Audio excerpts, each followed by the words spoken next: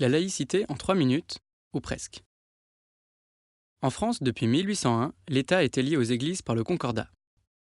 Au cours du XIXe siècle, cela provoque une scission entre une France favorable à la domination de l'Église catholique et une France républicaine indifférente aux convictions des citoyens. Les républicains finissent par l'emporter et créent notamment l'école laïque en 1882.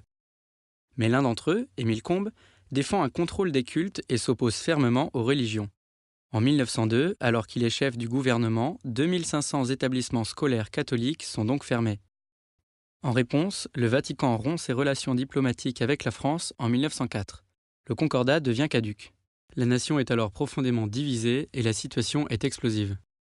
En 1905, la séparation des églises et de l'État est l'occasion de débats houleux à l'Assemblée nationale. Émile Combes et ses partisans défendent une laïcité visant à éliminer la religion de l'espace public et à contrôler les cultes. Tandis que d'autres députés républicains, menés par Aristide Briand, défendent une loi de compromis respectueuse des libertés individuelles et séparant strictement l'État des cultes. La conception de Briand finit par l'emporter et les parlementaires votent à la majorité la séparation des églises et de l'État. Le texte adopté est une loi d'apaisement qui met fin à un siècle de conflits. La République laïque repose sur 4 piliers qui découlent de cette loi de 1905, de la Déclaration des droits de l'homme et du citoyen et de la Constitution de 1958. Le premier pilier, c'est la liberté. Les citoyens sont libres de croire ou de ne pas croire, de changer de religion ou de ne plus en avoir, et de l'exprimer chez eux, mais aussi dans l'espace public, dans la limite du respect de l'ordre public. Ils sont donc libres de porter un voile ou une croix dans la rue, une kippa pour aller voter à la mairie ou un turban sikh dans le métro.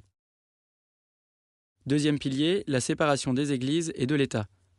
Les cultes n'interviennent pas dans la gestion de l'État et la loi n'émane que du peuple. Réciproquement, l'État n'intervient pas dans l'organisation interne des cultes. Troisième pilier, la neutralité de l'État. Elle concerne les agents de l'État et du service public, mais pas ses usagers.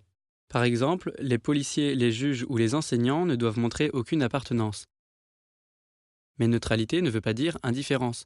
Le ministre de l'Intérieur peut entretenir des relations avec les représentants des cultes. Dernier pilier, l'égalité. Tous les citoyens sont égaux devant la loi et le service public, quelles que soient leurs convictions. Finalement, la laïcité permet à chacun d'exprimer librement ses convictions dans le respect de la loi et des autres. Cependant, la République laïque reste ferme à la fois contre les dérives intégristes contraires à la loi, mais aussi contre ceux qui appellent à la haine des religions et des croyants. Presque facile. Mais 2 lois récentes prêtent souvent à confusion. En 2004, une loi interdit aux élèves des écoles, collèges et lycées publics le port de signes ou de tenues par lesquels ils manifestent ostensiblement une appartenance religieuse. Toutefois, les élèves peuvent porter des signes religieux tant qu'ils sont discrets.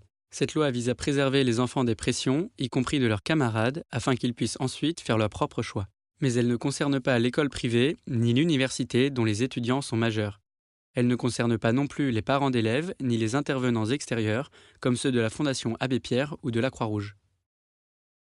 La loi de 2010 prête elle aussi à confusion. Elle interdit de dissimuler son visage dans l'espace public, c'est-à-dire de porter un voile intégral, un casque de moto, une cagoule, etc. Mais cette loi ne se fonde pas sur le principe de laïcité. Elle a été écrite dans un objectif de sécurité et d'ordre public.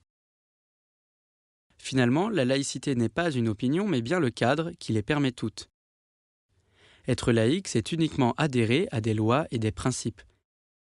On peut donc être chrétien et laïque, athée et laïque, musulman et laïque, juif et laïque, etc.